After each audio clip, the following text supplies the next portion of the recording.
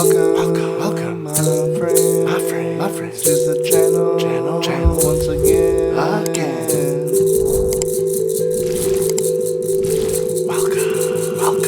Welcome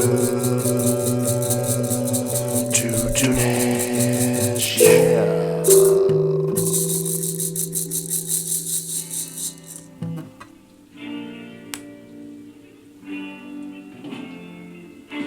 Hello, welcome back to another episode of Music Rec on Deck, not Deck, whatever I tried to say there. But welcome back to another episode of Music Rec on Deck. I'm your host, Brad. Thank you for tuning in today. Today, we're in the same vibe. Now, I mentioned this song last episode. It is Mind Flowers from Ultimate Spinach. I was like, you know what? Since I mentioned it last week, I'm going to actually play it. And this was also during the scene taking Woodstock. Now I might put a couple snippets here, screenshots of the movie and what's going on during the movie. But basically, for those who don't know what Taking Woodstock is, it's a fictionalized version of the movie of the festival Woodstock. Like it's kind of like the story's fictionalized of the person organizing it, but the event is really happening. I don't know, it's kind of like there's things that happen that are real, but then things that happen that are not real. I don't know if Michael Lang tripped in a van on one of the days. I don't know if he's actually playing Michael Lang, to be honest. I think he's playing Artie Cornfield, which is one of the guys who worked with Michael Lang. Anyways, besides the point, I have a lot of time to talk, so I'm kind of, it's a 9-minute song. But yeah, so I figured I'd play this song because I mentioned it last week. And it is from that movie, Taking Woodstock. And it's a great movie. If you haven't checked it out, go check it out. It really is a very good movie. I liked it. It's funny. It's got, what's his name? Okay, I gotta do a quick Google search. Sorry, folks. I should have done a little more research. But I didn't think I was going to talk about Taking Woodstock that much. But he's a really well-known actor. Dimitri Martin. There you go. Dimitri Martin. And Eugene Levy as well, which I love Eugene Levy. Anything with Eugene Levy is fantastic. Sorry, I just turned it down a bit because I don't want a copyright strike. I don't know how bands like back then, they probably really don't care. They're probably happy that someone's listening to their music still. But yeah, so Mind Flowers by Ultimate Spinach. First of all, what a cool band name, Ultimate Spinach. Like, how did they come up with that? That's something I often wonder. Like, how do bands create their names? Like, for my band, Queen Street, well, the main street in the town we're from is Queen Street. And we all have grown up in this town, going to school in this town, playing music in this town. So it was just kind of like, Queen Street. Makes sense, right? But where do you come up with Ultimate Spinach? Like... How? I don't know, but you know what? It's a fantastic song. So, what's Ultimate Spinach all about? Well, Ultimate Spinach is a band from 1960s, so it's the same era as last episode. But they're a band that does not have a whole lot about them, but they had a couple albums. They're from Boston, Massachusetts, United States. This is probably the only tune I'll ever do from them, so this is why I'm going to give them a little bit of a background. So they were actually formed. They're a psychedelic rock band from Boston, as I said, and they were formed in 1967. So the year that the Summer of Love was happening and Acid was happening and stuff like that. So the band was one of the most prominent musical acts to emerge from Bosstown sound, which I don't exactly know what Bosstown sound is. But I guess it was bands that were very popular at that time. I guess it had a Boston sound or something. And right here it says, is a marketing campaign posing as a regional attempt to compete with the San Francisco sound. So at this time, a lot of the California bands, like Love, were competing with bands from Boston. Like Boston bands were trying to hey, this is the Boston sound, Bosstown sound. It's kind of a mouthful. Say that 10 times fast. Bosstown sound. Can't even do it twice. But yeah, during the group's existence, they released 3 albums, with their self-titled debut the most commercially successful. It even says a bit about naming the band. So the band originated as a group called the Underground Cinema. That's a cool lineup. With a lineup consisting of a bunch of other people. I'm not going to read the names because the names really don't mean that much right now. As Underground Cinema, the group served as a house band in a club, and they started doing things, well, I guess Ultimate Spinach, in a way, was formed before then, so probably in 1965, 1966. The name of the band was changed to Ultimate Spinach when they signed with Boston Impresario, I don't know what the hell that word is, Alan Lorber, and he's a producer, and he produced a bunch of albums for, all the albums from this band, but also a bunch of other albums. Bruce Douglas says that he named the band based on an... that explains the name. I just read the sentence for the first time, and I was like, 1,000% explains why it's named Ultimate Spinach. Bruce Douglas says that he named the band based on his experiences on an acid trip.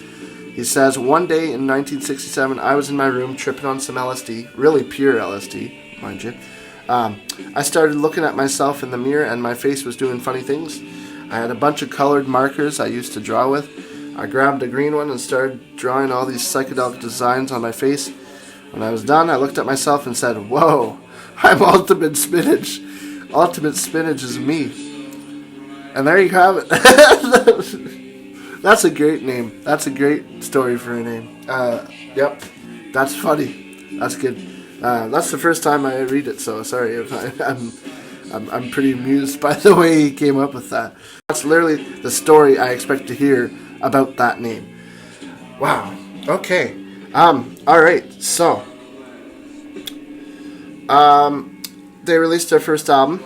And their initial success. Douglas was he was basically the leader of the band, so I guess that makes sense because he named the band, right? There is also thought that the band name was in accord with other colorful psychedelic band names during the era, and got the band attention. So yeah, there's a lot of different bands that were named colorful things, like Strawberry Alarm Clock comes to mind right off the bat. Even the band Love, like. Love. Why are you naming your band Love? Because love, peace, and love. There's quite a few there. Quite a few of those, the Moody Blues, those psychedelic bands that were coming up at the time.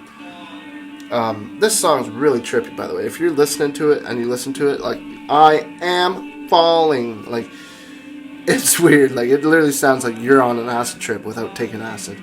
This is like what you'd hear when you're on acid. It's a really messed up song, but I freaking love it. It's such a good tune. So yeah, their debut album, Ultimate Spinach, which is not where this song comes from, came out on January 6, 1968, and the album, like other bands' debuts, was distributed by MGM. And it was a concept album based on anti-war sentiment. And it was one of the most successful, peaking at number 34. Next, we're not going to talk about that. Next, they go into Behold and See, which is where this album comes from. And this, once again, was conceived as a concept piece. So if you listen to the whole album, you'll understand the context of the song Mind Flowers a bit better. So Behold and See was released August 1968. So their first album was released January 1968. The next one's released August 68. And the Ultimate Spinach 3, which is their third album, released 1969. Don't know when, but probably sometime in the early 1969. And that's it. They're gone. So the album came at the tail end of the group's commercial success. And the sounds, at this time, psychedelic 68, it's still popular, but it's kind of, the peak was in 67, right? And it's kind of, now it's plateauing, right? And yeah, so it's just, it's a really good album, and it's a really good song, and I think you should go listen to it, because, it's one of those bands that kind of get lost in time. They're a band who were really popular, or really popular at the time. I mean, if you're having an album crack the top 200, it's a good album, and now you never hear, you never hear of anyone on this band ever. What I'm trying to say, I got a little off in a tangent there. I was just really feeling the music, man. I got all crazy. All right, but what I was trying to say is a lot of these bands back then, a lot of bands came and went so quickly. Like I mentioned, Strawberry Alarm Clock. They came, they had a peak, they left. Love, they came, they're really popular, and then they kind of fizzled out. Ultimate Spinach, they came, they peaked, they plateaued, and dropped off the face of the earth. That doesn't mean the musicians didn't do anything, but there is so many bands that started in the 70s, 60s, 80s, and they just, they released one or two albums, and I know a lot of them, like Blood Rock. That's a band that was only around in the 70s and then just kind of faded away, and no one hears about Blood Rock anymore. I could stand here naming bands all day because I know a lot of bands that started and then they decrease, or they members leave, or they do something else, or they get dropped from the label, or any sort of thing happens. A lot of bands did this, and it's very common to see this, and especially in the psychedelic era.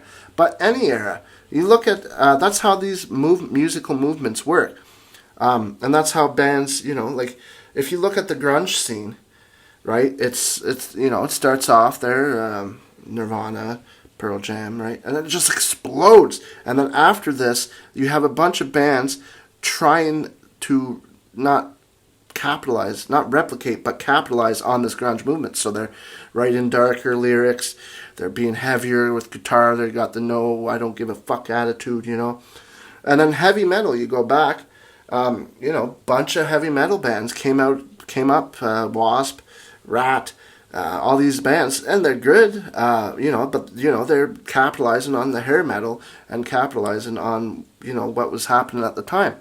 Same thing with his Summer of Love, very trippy music, man. All this stuff. You got Janis, you got Jimi Hendrix, you got the Grateful Dead, and all this stuff going on at the same time. Well, these guys are one of those bands who, they're kind of trying to follow the times. They're kind of coming in with a lot of weird sounding music, a lot of distorted guitar, weird arrangements and stuff like that. And they just get lost in time because, there's only so many bands that people, they didn't stay in the top 40 or top 200. They didn't stay. The next album was a flop. Well, not a flop, but next album didn't do as well. Next album did even worse. That means, they kind of lost. They didn't follow the times. Bands like, the Red Hot Chili Peppers, they've been around for 40 years. They're following the times. They're adapting. ZZ Top, a really good example. Blues band, really hardcore blues. When New Wave in the 80s comes around, they start switching over to disco blues. And now they got some, it makes you want to dance, Give Me All Your Lovin', Sharp Dressed Man. Those are great tunes. Rockin' tunes, but it's got more of a new wave vibe. So that's what happened to Ultimate Spinach, Love, Strawberry Alarm Clock, and so many more bands. They just kind of, they follow the wave, and then the wave, peaks and capsizes, and there you go. They're either gone forever without even a memory, or they're memorized and idolized forever. Ultimate Spinach, I think they're pretty good. I haven't listened to all three albums. I've listened to this album, and it is a very good album. And this song is a fantastic album. And there was a reason and there was a purpose for why it was in Taking Woodstock, because Taking Woodstock happened in 1969, for those who don't know. And this, that was the sound and the music of the time. People were tripping out. And if you wanted to trip out, you'd probably listen to something like this. All right. Whew. That was a lot of words I had to say there. I don't know. I just got in such a tangent. Videos. Okay, well, thank you for tuning in today. I hope you go listen to Mind Flowers by Ultimate Spinach. Go check out the other things. This is the only video I'm ever going to do about them because, hey, I mean, they only have 3 albums, and, I don't know a whole lot about them. I gave you a bit about the band history and stuff like that. Where they are now, probably all the members just split up and did other things, so I don't know exactly where they all went. But for the time being, you can go listen to Ultimate Spinach on whatever you want. I have no records of them, and I've never seen one in my life. And I can guarantee you they're expensive. That's what happens with a lot of these bands who came and went so quick, other than when they're super big, like massive one-hit wonders. Those are pretty popular. But like bands that are like kind of, they don't crack the top 10, but they crack the top 50. You don't see, and they're like rare. They only have like 3 albums, and they're from so long ago. And probably wasn't repressed. You don't see these albums often. So if you find one, it's probably gonna be like upwards $200-300 for sure. But thank you for tuning in today. I hope you enjoyed this video. Sorry for the length. I know it's a little long, but I just had to talk a lot. So yeah, go check out Mind Flowers by Ultimate Spinach on the album Beyond and See. Thank you for tuning in. Remember to like, follow, subscribe, and yeah, have a good day. We'll see you on Friday with a brand new episode and a new recommendation for you to go listen to. Bye. Peace.